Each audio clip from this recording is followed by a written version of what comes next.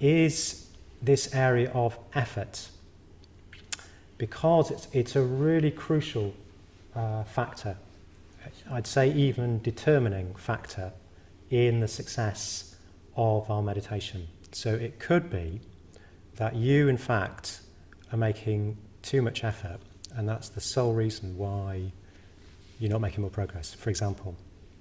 Yeah, so effort itself is determining of the sort of success of your meditation. But it's quite elusive, is effort.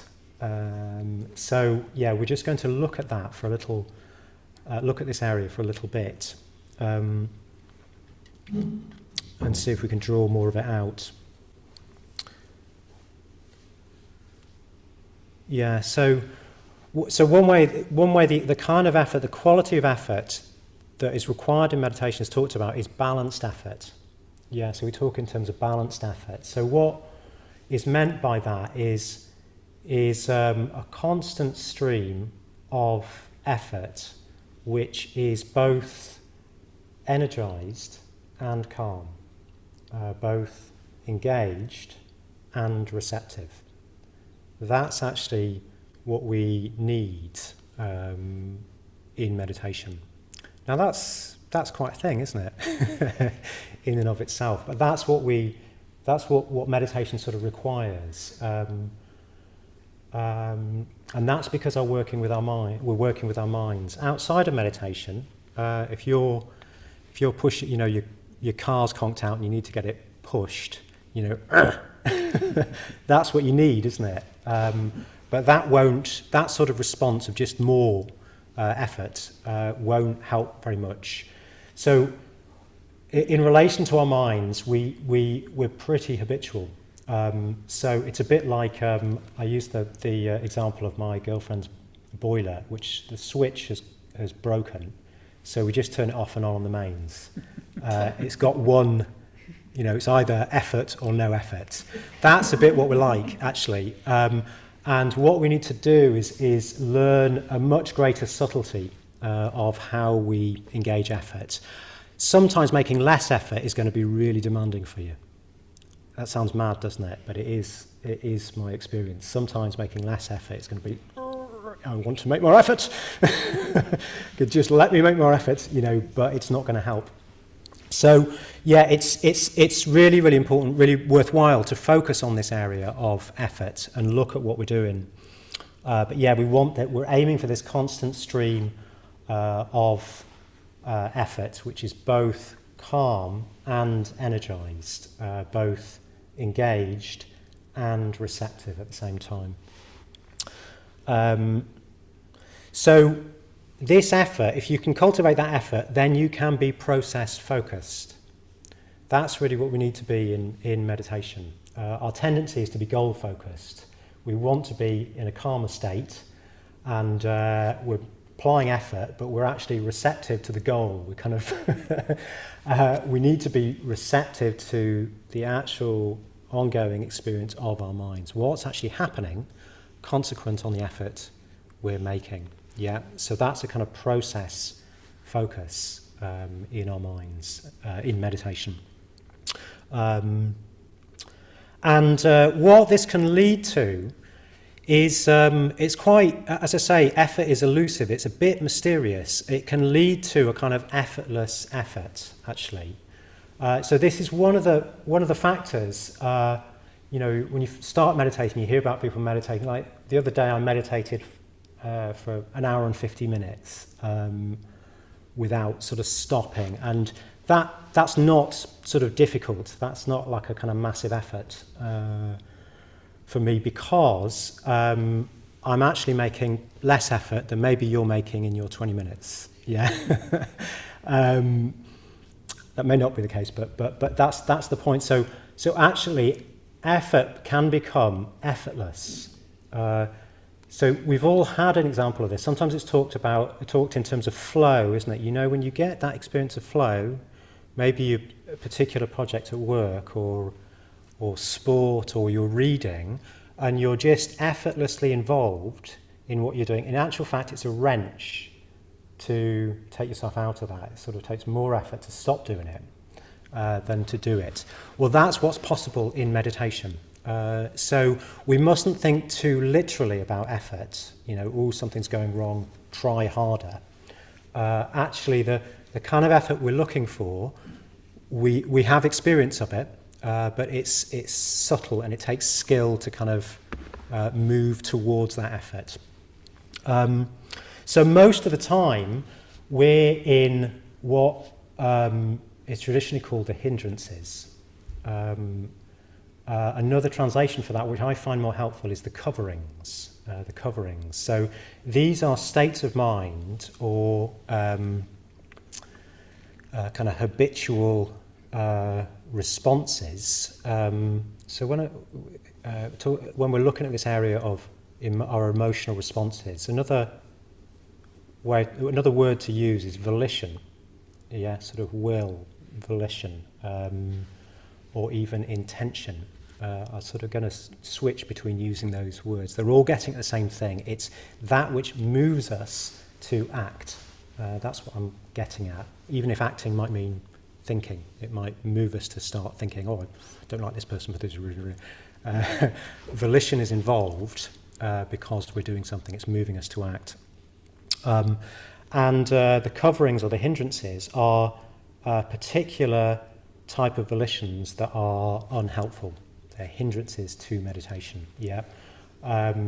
So things like kind of craving another experience of what we're having, or aversion, kind of pushing away the experience that we're having, or kind of restless anxiety, worry, those sorts of things. So Goska's going to go into this much more next week and how to work with those. But when we're in these hindrances, in the coverings, it can be quite hard to work with the mind. The mind is quite sort of, it sort of insists on that you think about this, and then it kind of pushes you in this direction, and it's all a bit of a struggle. When we get free of the coverings, we get deeper into deeper states of mind, free of the sort of surface coverings. Our effort is much more effortless. Yeah, we can start to make sort of more subtle effort.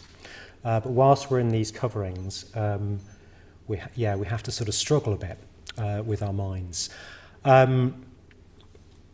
So the reason why I think this term coverings is helpful is because the real principle underlying this week's exploration is that our intentions change consciousness. Our intentions change our consciousness. So when we're in these habits of mind, these mental states of kind of craving something else to be happening from what's happening, that is actually conditioning, changing our consciousness. Yeah, that sort of intentional volition is changing our consciousness.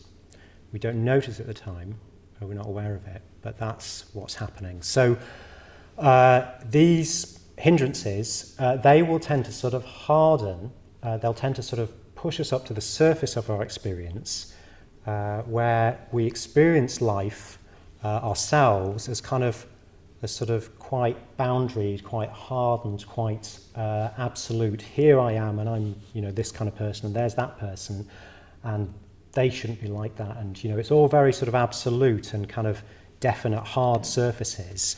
We're sort of bouncing around. It's a bit like being in a pinball kind of thing. We're kind of this hardened ball and kind of bouncing around, and don't experience ourselves as having very much agency. We're sort of bounced around by life, by circumstances. Yeah. Well, that sort of typifies the experience of being in the coverings. This sort of hardening. If we can get free of that, well, in order to get free of that, we need to engage different kind of intentions. Yeah. So can you see how if we try to get somewhere in meditation with the hindrance of craving, if we're kind of not wanting to sit with what's going on and instead just kind of craving something else is going on, and therefore pushing to sort of get there, that's never going to work. It's never going to work because the intention that you're engaging there is it's never going to bring about a more expansive kind of consciousness. It's always going to bring about, it's going to condition consciousness to arise in this kind of hardened kind of way, basically. So the great danger with the coverings is that actually the very hindrance or intention we're trying to move away from, we engage to move away from it, yeah? So we're kind of in a state of craving. It's a bit uncomfortable to be with our experience. We're craving, gosh, I wish I'd just, be in a different experience. You keep thinking of holidays or whatever it is. And what you do is you engage, you meditate sort of on the basis of that craving, yeah? So you try and basically pour fuel on fire. That's one of the dangers or one of the things that we easily get kind of pulled into. So what we need to do is be really, really aware of what kind of effort we are engaging. The other example is kind of pushing away. We're actually very, very easy to do this. I constantly sort of tendency to fall into this, depending on what's going on. But we're meditating, but we're actually subtly trying to push away. We're actually subtly engaging aversion. We don't want this to be going on, so we're kind of meditating to get rid of it. Yeah. Well, that is actually a hindrance, and it's going to keep us stuck on the surface of our mind. We're never actually going to get free of the hindrances into deeper states of consciousness. So this is what I mean by it's quite a skill. So we really need to attend to how is it I am engaging in the meditation. Yeah. So if you find yourself kind of pushing, if you find yourself being a bit unkind, a bit, oh come on, just see if you can soften that. Well, it's great already that you've noticed it, but see if you can soften it. See if you can nudge yourself closer to this balanced effort. Yeah. Whereby there's a kind of steady stream of effort that's both calm and engaged. Yeah, it's both calm and energized, isn't it? Yeah. So that's what we're trying to sort of nudge towards, and then you can see what sort of effect that has on your mind. Yeah. If you're in balanced effort, you're able to both engage and be receptive to the consequences of your engagement, yeah, to the effects of your engagement. So that's all sort of possible. That's what we're trying to steer towards. So as I say, depending on what's going on in your mind, if you're really, really busy and you just stop and meditate, if you apply a kind of lots of effort, you're probably your mind's going to get more tense, yeah. So as well as balanced effort, appropriate effort is key. Yeah. So depending on what's going on in your mind, you're going to need to change your effort, change the kind of effort that you're engaging with. It might be, in that case, really, really helpful to have a very, very loose and relaxed kind of engagement with the meditation. So it's probably better to think in terms of irrigation. This is an image, a metaphor that the Buddha drew on. He said, irrigators draw off water, fletchers straighten arrows, carpenters shape wood, the spiritually mature discipline their minds. Yeah, so we have to be a little bit careful about that word discipline, don't we? Because it's not about sort of, it's not the gym teacher with the whistle kind of discipline, but it's sort of shaping, learning the skill of kind of shaping our minds. But this metaphor of irrigation, so our minds are already moving. That's the point. There's this ever-present element to our minds, which is volitional. Yeah, so our minds are already moving. So it's a bit like what we're trying to do is we're trying to irrigate the flowing waters of our mind into more helpful channels. Yeah, that way we can sort of start to integrate our mind and direct our volition in a more helpful direction. Yeah, so think in terms of sort of irrigation.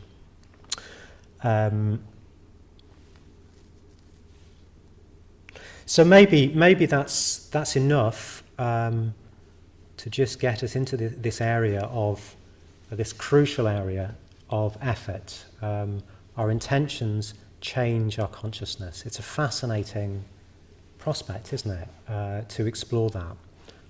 Let's explore how that is the case. So it's not simply a technique whereby we press the button on and turn it off at the end. Actually, our intentions change our consciousness. So let's explore it in experience. So I think what we'll do is we'll just explore making less effort, and then explore making more effort. And in this way, we'll just sort of we'll move from an off-on switch to a, what's it called, an analog. So that we can dial it up and dial it back. Yeah, that's really, really crucial thing to do in meditation. And we'll just explore what effect does that have. Yeah, so we've got this quality of receptivity to the effects of our intention, our effort, our volition. So the way, yeah, I'll lead us through that. So we'll do the mindfulness, and we won't use the counting initially, and then when we're applying more effort, we'll start to use the counting. So just as I talked about in the first week with the counting, what we'll try and do is just take ourselves really seriously. Yeah, really sort of cherishing this capacity we have as human beings to attend. So if we attend for a whole of an in-breath and whole of an out-breath, brilliant, and we'll count 1. If we get slightly distracted, even slightly distracted, brilliant, you've noticed that.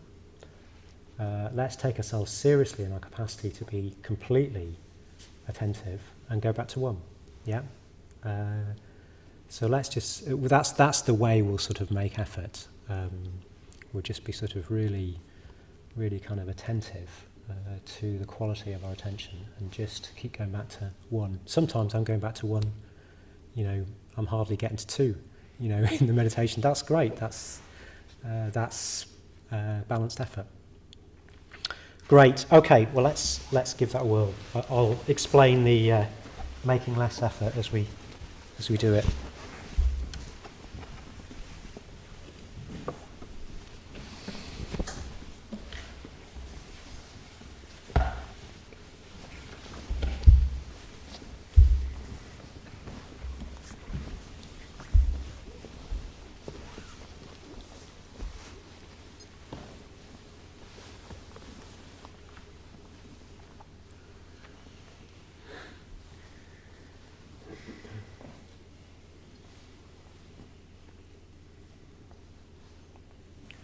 So when you're ready, closing your eyes.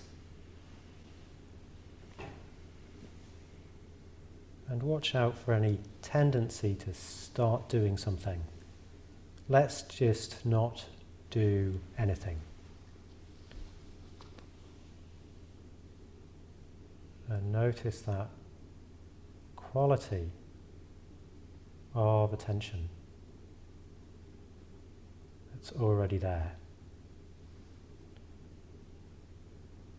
And that is enough.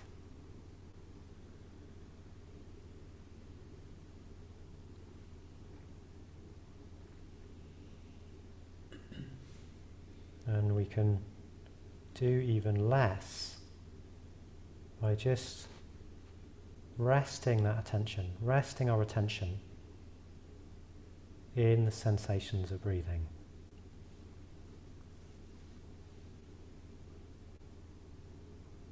So we don't need to even bother with thinking or not thinking, just resting your attention in the sensations of breathing.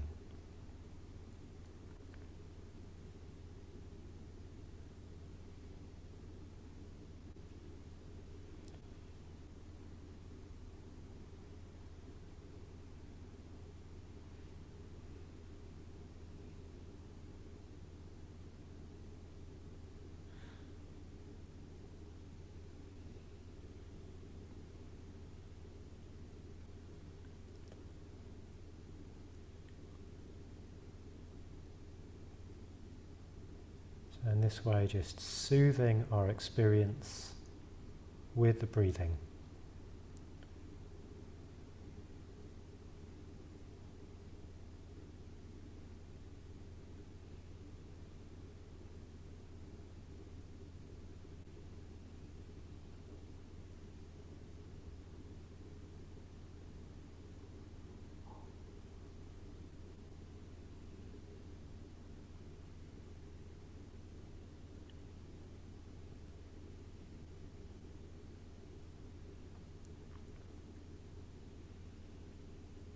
No need to do anything more.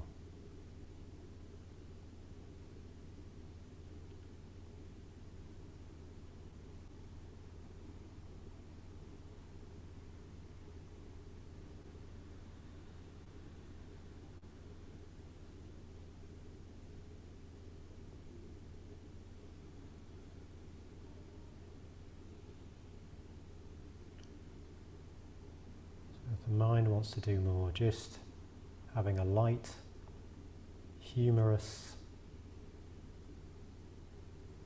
attitude, nonchalance towards it. Instead, just resting attention in the sensations of breathing. And as we do this, notice how you can also be receptive to what effect it's having.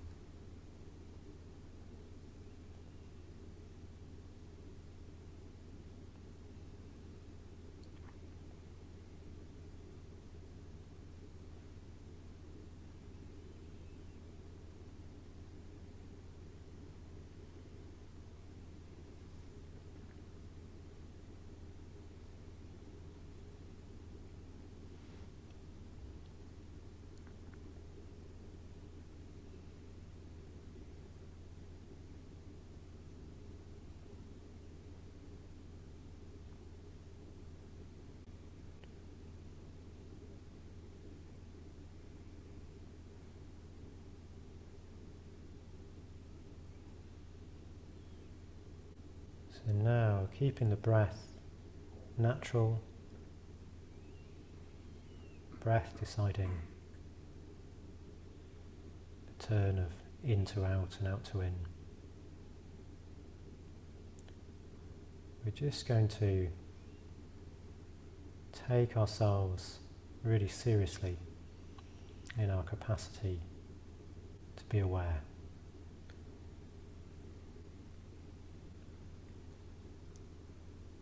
This quality of awareness to deepen. So tend into the sensations of breathing, but just say one after the out-breath. And then if you attend to the whole of the in-breath, the whole of the out-breath undistractedly, 2. Just going back to 1 whenever there's a flicker of attention on something else.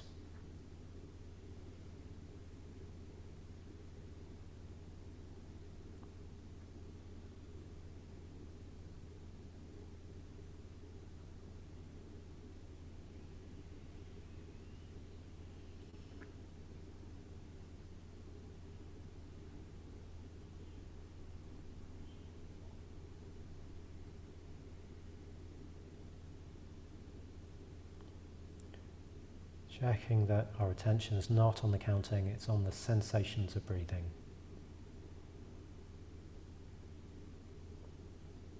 Feeling them directly, and then just say 1 in your mind, attention back to the sensations of breathing.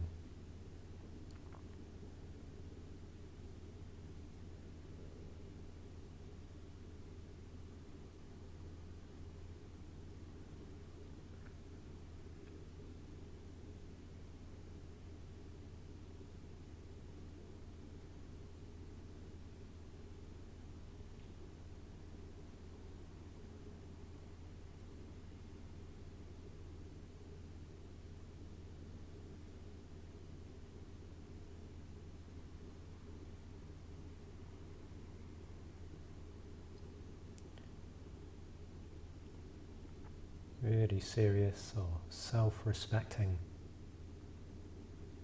of this capacity to deepen awareness.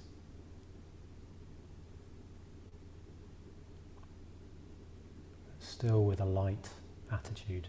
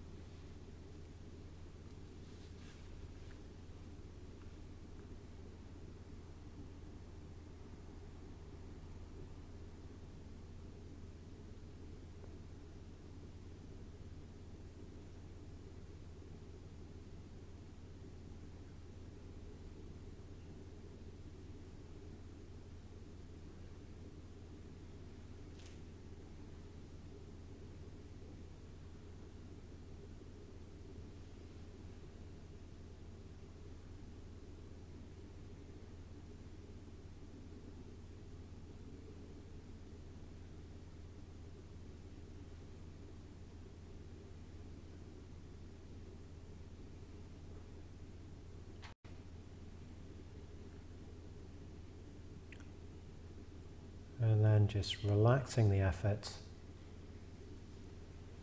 just in this last moment as we come to the end of this short exercise.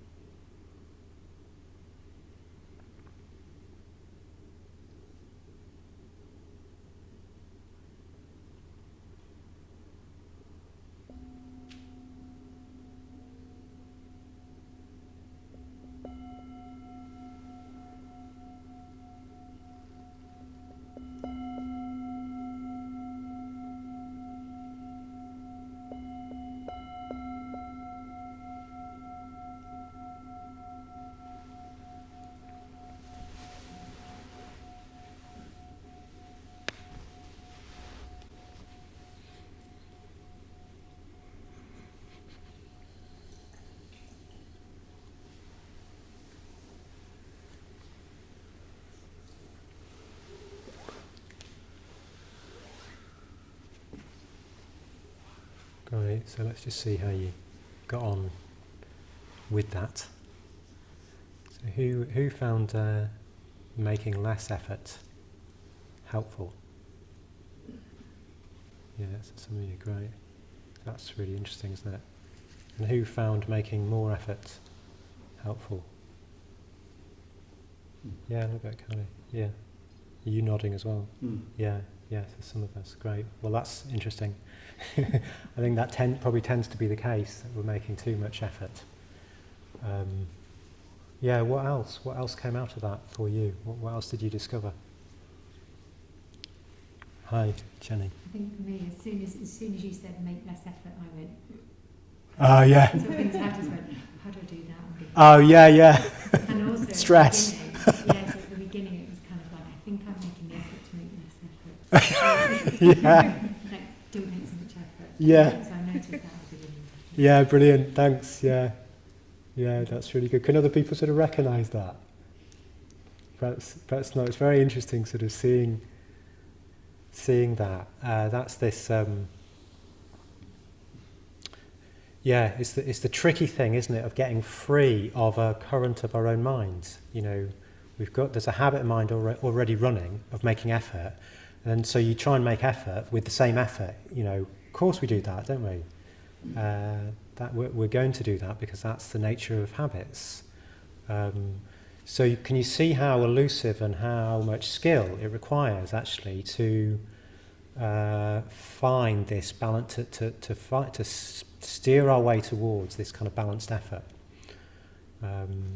So skill is the operative word. It is a real art, actually, is meditation, and you'll through your experience you'll accumulate a whole battery of sort of ways, tools, if you like, of kind of finding your way towards this balanced effort. But the key is awareness. You know, if we can be aware of the effort that we're making, then we have a choice to steer it towards a more helpful.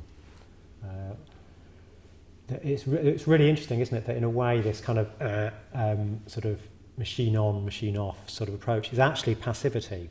It's actually passivity to continue to make the same effort. Do you see what I mean?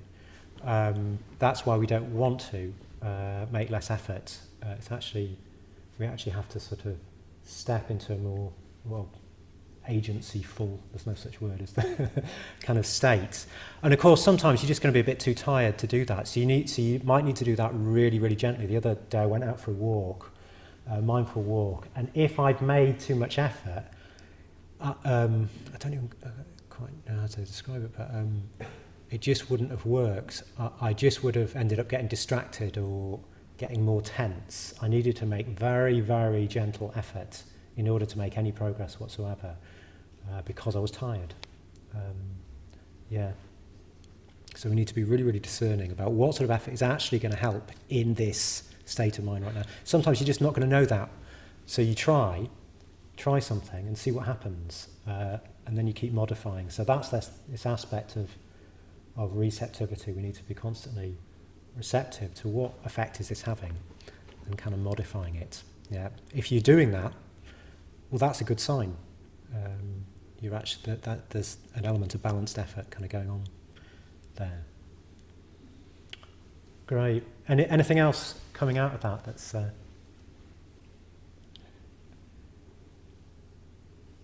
no scratch of the neck there for Jackie.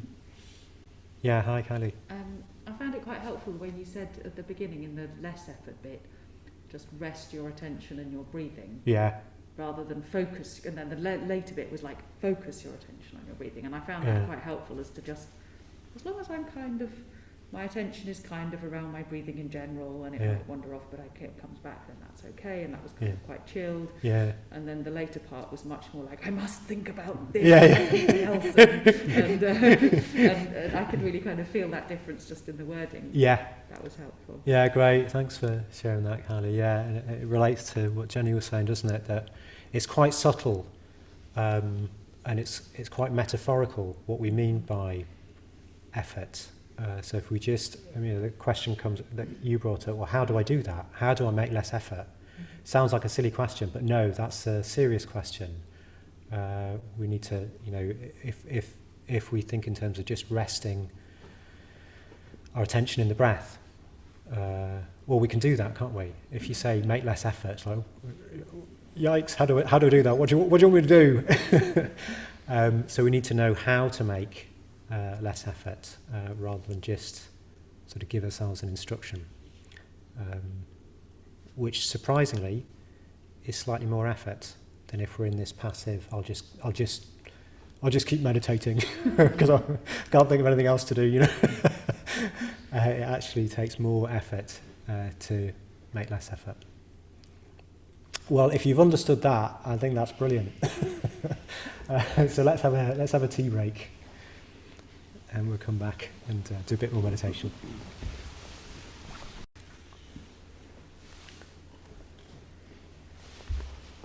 Okay, so we're going to try and do both practices from now on, since last week, in the format of the evening, just to support you with both.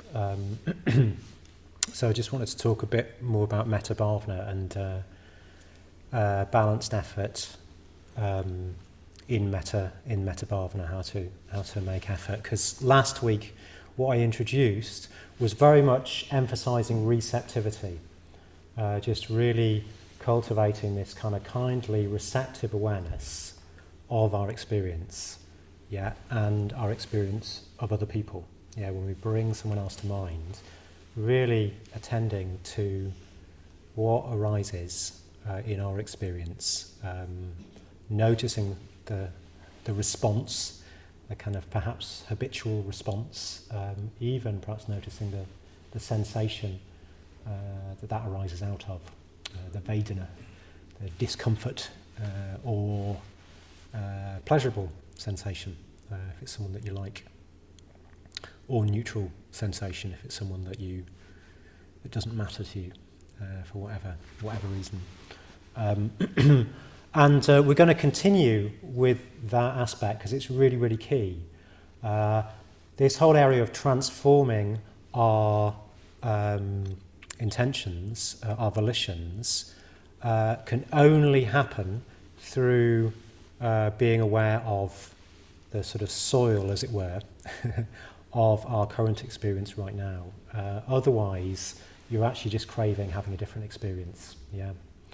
So we need to be able to sort of stay receptive to what's actually arising right now. If we can do that, then we can engage in this quite extraordinary, quite fascinating exploration of how, if we cultivate a different intention, that can transform our consciousness, that can transform our minds.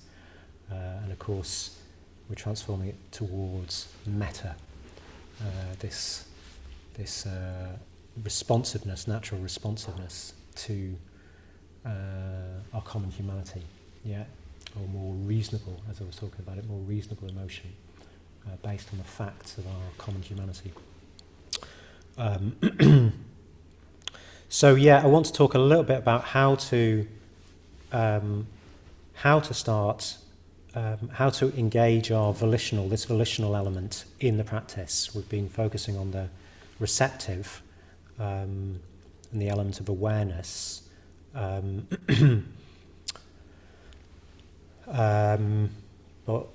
what we also do in the practice is this bhavana. I mean, actually, it's all part of bhavana, as I'm saying. You need to be aware of what's going on in order to transform it. But the way we do sort of engage volition, the traditional ways with phrases. So you probably heard of this before. So may you be well, may you be happy, may I be well, may I be happy, may I be free from suffering, may you grow and develop.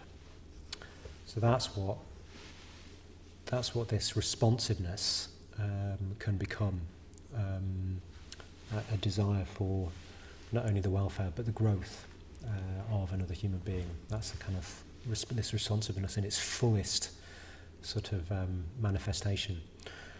So we're just going to start to introduce those phrases. Now, there's a great danger with these phrases. They're just automatic. We just sort of treat them as automatic, and we just try and push something into existence. But there's the phrases. There's also images. So we can use an image. It might be that you're a more imaginal sort of type, more visual type. It might be that just imagining that other person in a sunny environment, in a sort of ray of sunlight. It may be that imagining rays of sunlight coming from your heart to their heart is a way of encouraging that volition, that intention.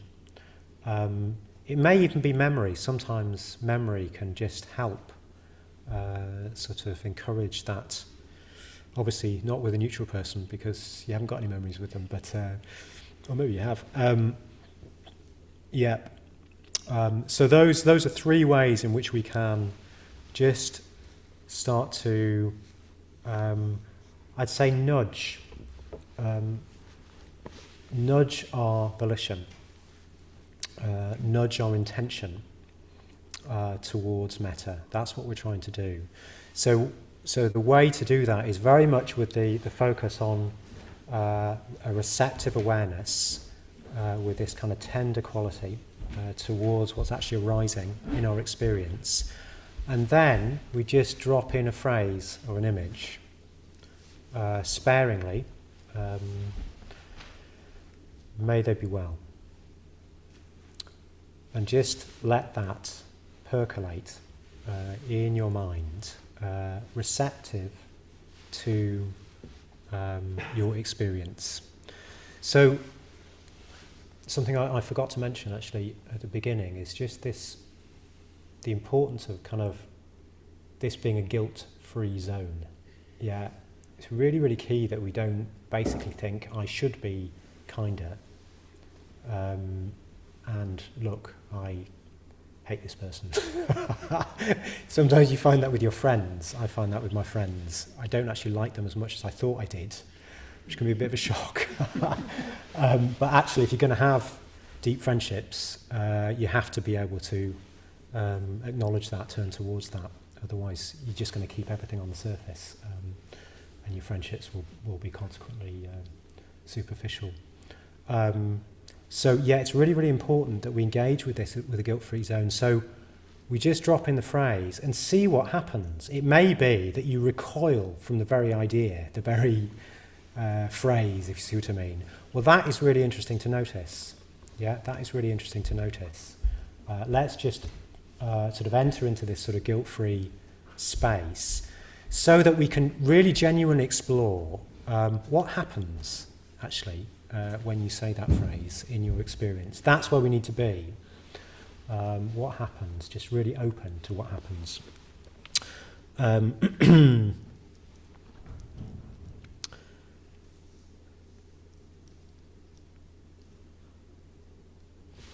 Yeah, so that's basically what we're going to do. So we'll set up this receptive, principally sort of receptive awareness, just being tenderly attentive to our experience. That's going to be the predominant focus of our attention. And then in each phrase, we'll just drop in a phrase. Now, it may be that you only drop in like 2-3 phrases for the entire stage. That's what we're sort of aiming to do, that sort of level of sparingness and having the attention on this sort of tender, receptive awareness to our experience, yeah, and just seeing what happens. Yeah, so that's how we're going to engage, and just see where that takes us. I think that's all I need to say. Is that right? Let me just check my notes.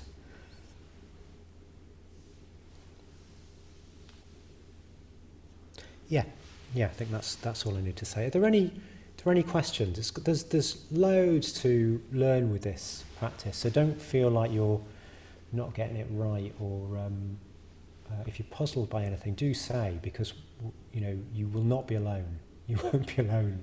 There's loads and loads to learn, even if someone else is not puzzled by what you're puzzled at the moment.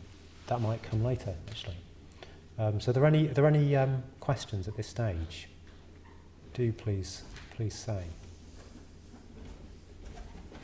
Whether about what I've said or what went on in your practice during the week. No? Okay. Great. Well, let's give the practice a go.